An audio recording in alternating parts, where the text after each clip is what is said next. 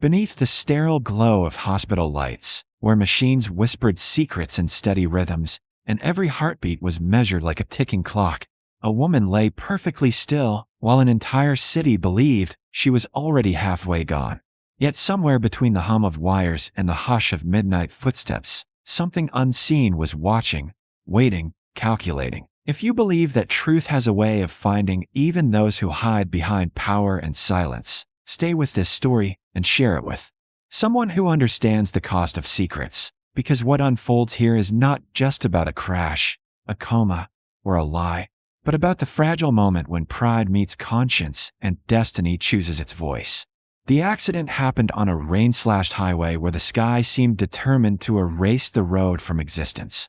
Lightning tearing open clouds as traffic crawled like wounded animals through the storm, until a sudden screech of tires cut through the night, and a black luxury sedan skidded sideways, spinning with violent grace before colliding with a steel barrier and erupting in a thunderous crash that froze every witness in place. When emergency sirens arrived, they found the driver slumped. Behind the wheel, Ananya Mehra, the celebrated CEO of one of the country's fastest-growing technology firms, a woman known for her razor-sharp decisions, unshakable confidence, and a reputation for never showing weakness, not even when competitors tried to destroy her empire. Yet there she was, blood streaking her temple, lips pale, eyes closed, as paramedics whispered urgent instructions and lifted her onto a stretcher while cameras flashed from a distance and social media exploded with speculation before the ambulance doors slammed shut and sped away. Within hours, headlines declared tragedy, analysts predicted corporate chaos, and rivals quietly celebrated. But behind the sealed doors of a private hospital suite, something far more complicated unfolded. Ananya did not drift into unconsciousness as doctors claimed, nor did her mind dissolve into the fog of injury. Instead, she listened, alert and aware, absorbing every word spoken around her bed while she chose silence as her shield, because 3 days before the crash, she had uncovered a truth so dangerous that confronting it directly would have shattered her career, exposed powerful allies, and destroyed the carefully constructed identity she had built over decades. To the world, she became a symbol of vulnerability, a fallen titan suspended between life and death. But in reality, she was buying time, hiding from the consequences of knowledge, measuring her next move while pretending she had none. Days passed, then weeks, and the hospital corridor outside her room developed a quiet rhythm. Doctors came and went with practiced efficiency. Executives visited with anxious politeness. Journalists waited for updates, and nurses whispered rumors about whether the great So would ever wake up. But among them all moved a man few noticed, pushing a cleaning cart with slow, deliberate steps, his uniform faded, his posture tired, his presence nearly invisible. His name was Ravi Sharma, a janitor on the night shift, a single father whose world revolved not around corporate power or public perception, but around a small hospital room 2 floors above where his young daughter slept beneath blankets decorated with cartoon stars, her fragile body fighting a disease he could neither pronounce nor afford to conquer.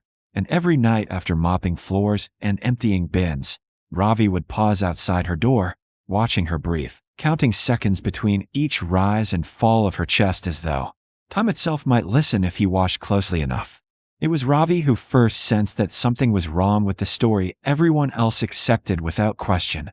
Not wrong in the way of medical charts or official statements, but wrong in the subtle language of human stillness. He had learned that language in long nights beside his daughter, in the way unconsciousness had its own weight and surrender while wakefulness carried tension, resistance, presence. And one evening, as he cleaned near Ananya's room, he noticed that her breathing did not match the emptiness of coma described by doctors, that her stillness was too controlled, her silence too deliberate, her body too aware of the world around it.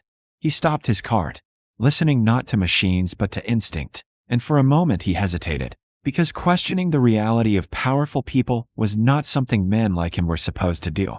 Yet curiosity, empathy, and something deeper, perhaps the exhaustion of pretending in his own life, pushed him forward, and he gently pushed the door open, stepping into a room filled with quiet wealth. Polished surfaces, muted lighting, expensive equipment, and at its center a woman whose name dominated headlines, yet whose face now looked strangely human, stripped of confidence and armor. Ravi did not speak at first. He simply stood there, studying the faint tension in her jaw, the subtle movement of her fingers, the almost imperceptible flutter beneath closed eyelids. And then he spoke in a voice so calm it carried neither accusation nor fear, only truth. "You don't have to keep pretending when no one is watching." In that instant, Ananya's heart betrayed her, its rhythm spiking against the monitor's steady line, and Ravi understood that he had stepped into a secret far larger than himself. Yet instead of running or calling a nurse, he moved closer and spoke again, softer this time, as though addressing not a powerful CO, but a tired soul.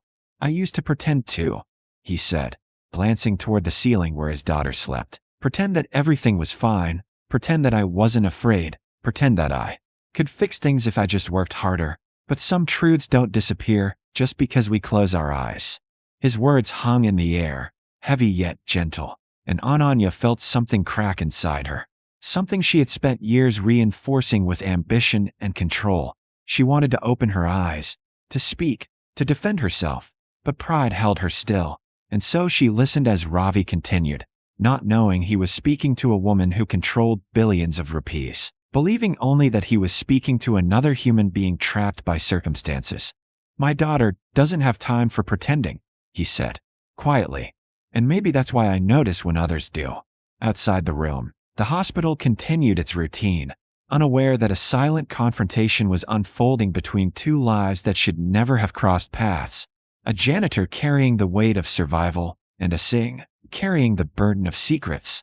And as Ravi turned to leave, believing he had said more than he should, Ananya felt the fragile walls of her deception tremble for the first time since the crash. Because in a world where everyone saw her as either a powerful leader or a helpless patient, one man had seen something far more dangerous. The truth that she was awake, afraid, and running from consequences she could no longer avoid. Long after Ravi's footsteps faded down the corridor and the door clicked shut behind him, the hospital room seemed to shrink around Ananya Mehra, as though the walls themselves had heard his words and decided to lean closer, pressing her into the truth she had been avoiding.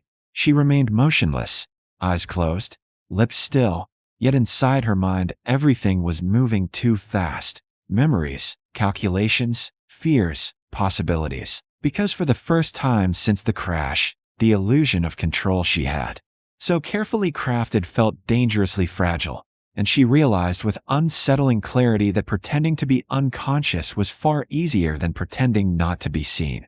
The night stretched on, and she listened to every sound with sharpened awareness.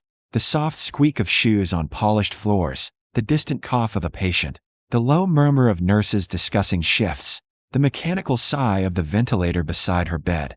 Each noise now carrying meaning she could no longer ignore, because somewhere beyond these walls, a man who had nothing to gain and everything to lose had glimpsed her secret and chosen not to expose it, and that choice unsettled her more than any threat ever could.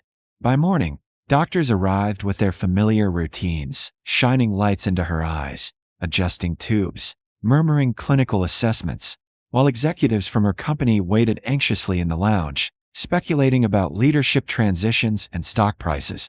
But Ananya heard only echoes of Ravi's voice, calm, tired, honest, and she wondered when she had last spoken with such honesty to anyone in her life. Her entire career had been built on strategy, negotiation, and power, yet none of those skills could explain why a janitor's quiet observation felt more dangerous than hostile takeovers or boardroom coups.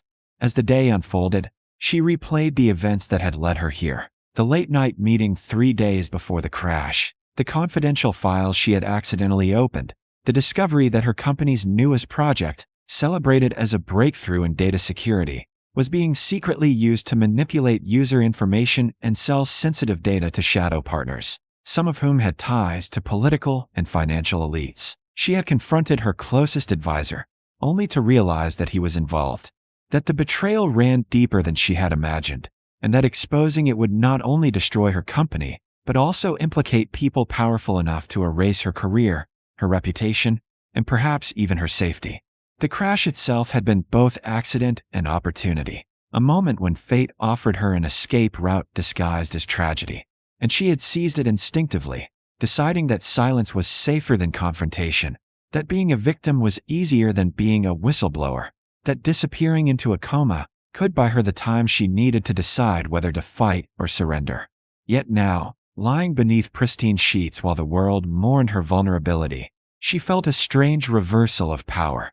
The janitor who cleaned floors at night had become the only person who truly knew her state, and in his quiet refusal to exploit that knowledge, he had unknowingly shifted the balance of her carefully constructed plan.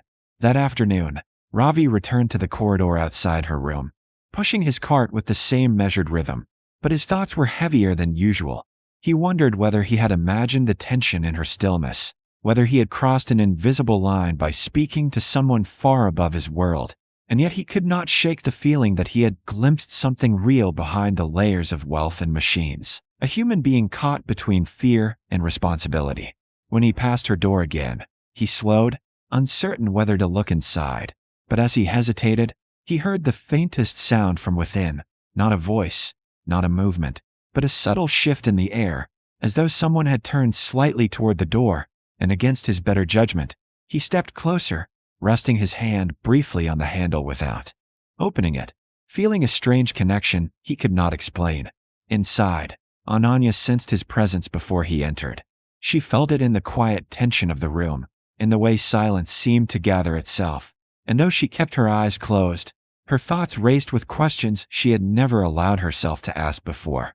Why did his words matter so much? Why did she feel exposed not by enemies, but by empathy? Why did the idea of being seen as a coward hurt more than the possibility of losing everything she owned? As hours turned into evening, her visitors dwindled, leaving only the steady pulse of machines and the echo of footsteps fading down hallways, and she began to realize that her greatest fear was not exposure, but irrelevance, the possibility that her silence might allow injustice to continue while she hid behind the comfort of victimhood. Late that night, when the hospital settled into its quietest hour, Ravi returned once more, this time to empty bins inside her room. He moved carefully, respectful of her supposed unconsciousness, but as he reached for the trash can beside her bed, he noticed something that made him pause, the slightest tremor in her fingers, barely visible, almost imagined, yet unmistakably alive. And in that instant he understood that the lie was no longer just hers, but something that now connected their lives in ways neither of them had chosen. He did not speak this time. Instead, he finished his work silently, but before leaving, he placed a small folded piece of paper on the bedside table, something so ordinary that no one else would notice it, and walked away without looking back.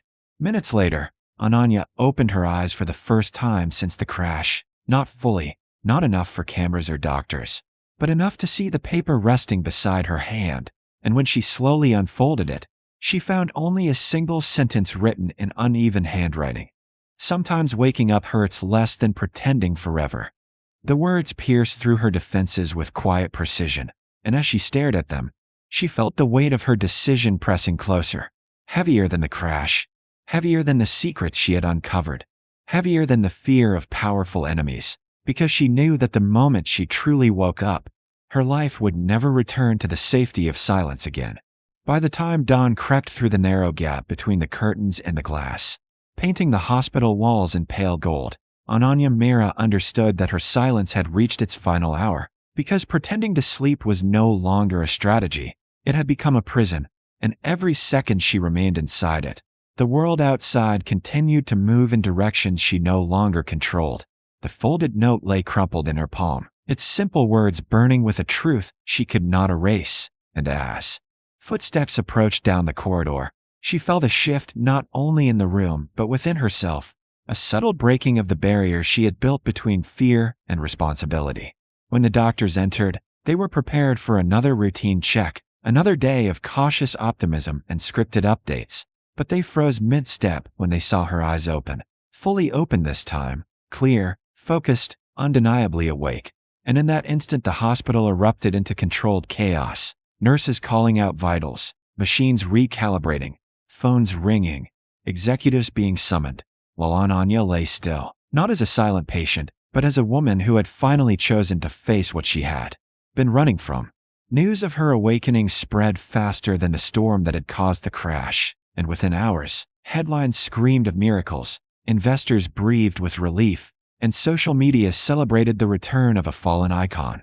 Yet behind the spectacle, Ananya felt only a quiet, relentless resolve taking shape, because she knew that waking up was not the end of her story. It was the beginning of consequences she had deliberately postponed.